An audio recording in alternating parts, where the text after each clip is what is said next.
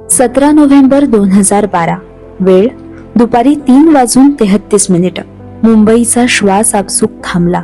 महाराष्ट्राच्या काळजात धस्स झालं आणि अवघ्या हिंदुस्थानच्या डोळ्यात पाणी तरळलं. बातमी आली, आपले साहेब गेले.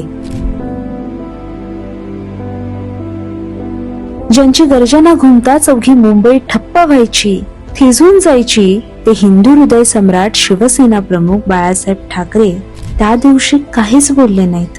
तरीही महानगरी मुंबई चिडीचूप झाली. सगळे रस्ते शांत झाले. ते जणू एकाच दिशेला धावत निघाले, मातोश्रीकडे. त्या दिवशी मातोश्रीवर कुणी दाद मागायला आला नव्हता, ना कुणी साथ मागायला.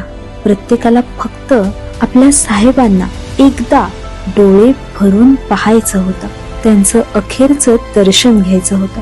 त्यांचे आभार मानायचे होते. साहेब, किती केलं आमच्यासाठी. त्या दिवशी जनसागर लुटला होता एका युगाला निरोप देण्यासाठी. एक युग ज्याने त्यांना ऊर्जा दिली, स्वाभिमान दिला, ताठ कण्यानं जगायला शिकवलं, अन्यायाविरुद्ध लढायला शिकवलं.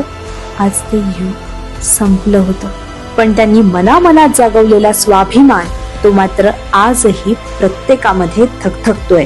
मराठी अस्मितेची जाज्वल्य मशाल बनून.